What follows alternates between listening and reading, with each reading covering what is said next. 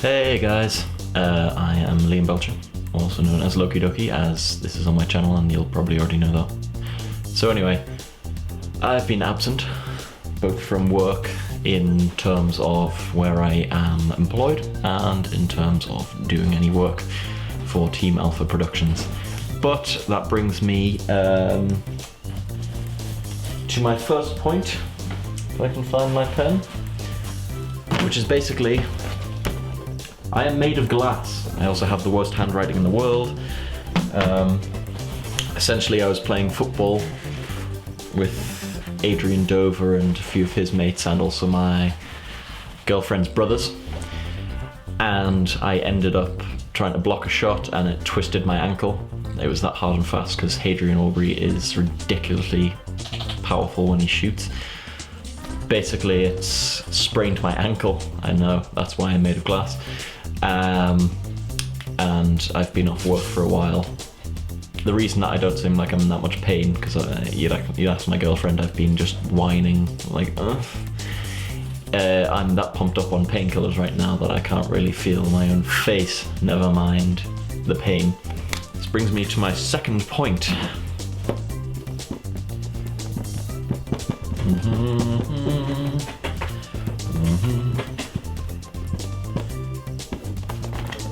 Writer's block. Sorry. I forgot that apostrophe there. That would have been practice in irony. Writer's block is probably one of the worst fucking things I've ever experienced. Excuse my French or whatever language that word derives from. Essentially, I have been...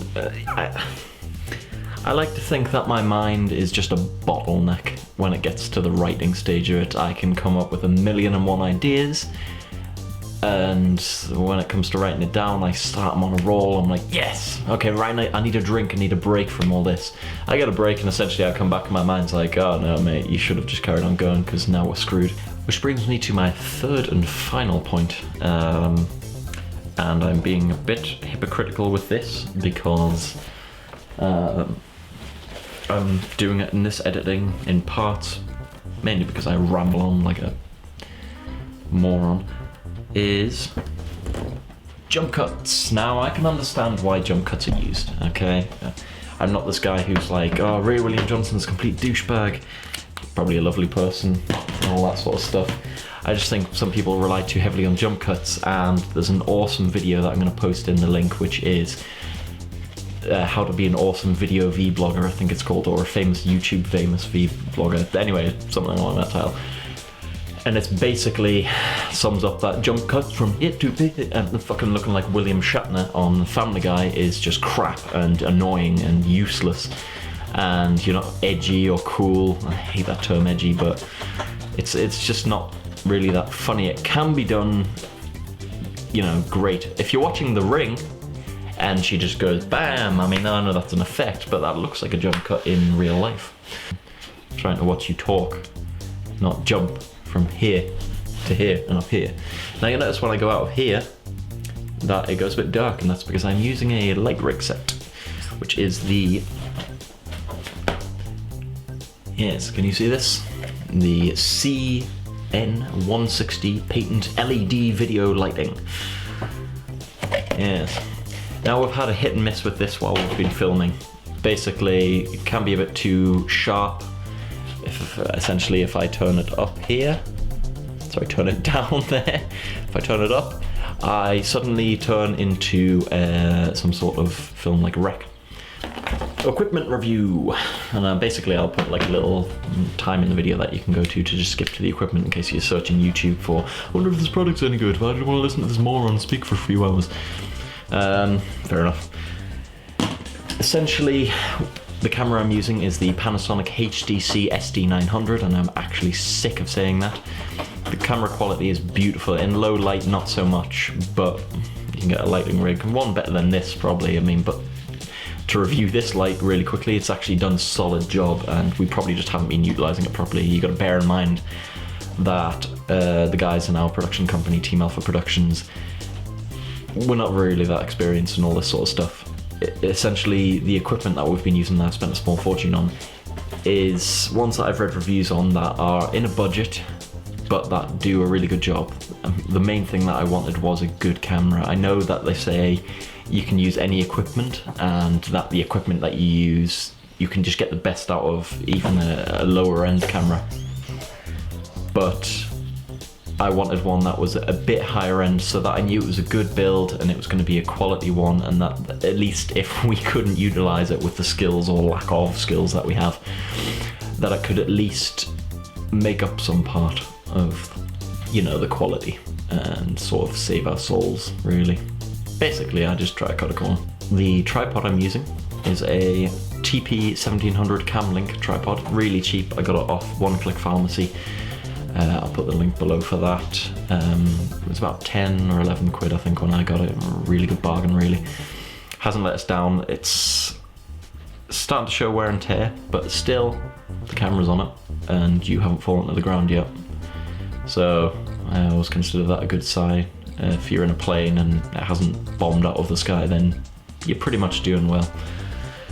The mic I'm using is a Rode Video mic. The Rode Video mic's been fantastic. The built-in mic from security from the Panasonic HTC is not that great, to be honest with you. It picks up sound alright, but the mic is on the top, so essentially, unless you're filming your feet talking, it's not that great. But it still picks up sound well enough, but it's just too tinny. It just sounds like it's on the camera rather than you're immersing yourself in the actual experience. If you want to charge your battery in something else, you'll have to go external and get a charging unit that you plug in that's separate into, like, you can just search for it on Amazon. I think it's external battery charger for Panasonic HTC SD900, and it'll show a bunch of lists of batteries that'll plug into that. The external charger that I got, it was very cheap. It was something like 8, 9, 10 quid, something like that. It wasn't expensive at all, but it just essentially means that you can charge your batteries and use one at the same time and just keep switching them around, which is a lifesaver. It's not that great if you're on like a sort of external location. However, if you charge batteries the night before, you know, via the camera and the thing, you've got 2 or however many batteries you need, you can just get a few of the external ones. That's great. So there's a couple of downsides to the Panasonic camera, but color quality wise in great light is fantastic. The still photos are decent. The zoom is fantastic as well. Yes, the lens pen, this thing I was playing with before. Essentially the lens pen, you can just search for lens pen. I got mine from eBay for about literally $2.97. This comes up, that's like a little brush. Essentially, you brush your camera lens to get all the sort of, you know, the excess dirt off it. If you want to really clean it, it's got I think it's a carbon sort of cleanser thing, and it's basically, I don't know if you can see it, like a little, that's left a mark on my finger, but that's the sort of thing. It just, you wipe it around the camera, and when you want to get more carbon on it, you twist in the lid, take off, and do again. It's a fantastic little thing. I mean, there's a few different retailers of it. It's about 3 quid, and get anywhere from 3 quid to about 20 quid. I don't know how the hell they charge that much, but it's the same thing as HDMI cables. If you're gonna get a HDMI cable, you might as well just get a 3 quid one. That'll last you instead of a 20 quid one. It's all just about finding the right price. Captain Price. So anyway, I shall leave you on that note, and my forehead looks really greasy. Please subscribe up here. I'll do the whole subscribe up here, comment here. I hate it, but it serves a purpose, I guess. This is a mustache Joe, okay? The full-on beard thing, that's Beervember. Or is that Oktoberfest? No, that's Bovember, which is Beard November. This is Movember. Mustache November. Still love ya.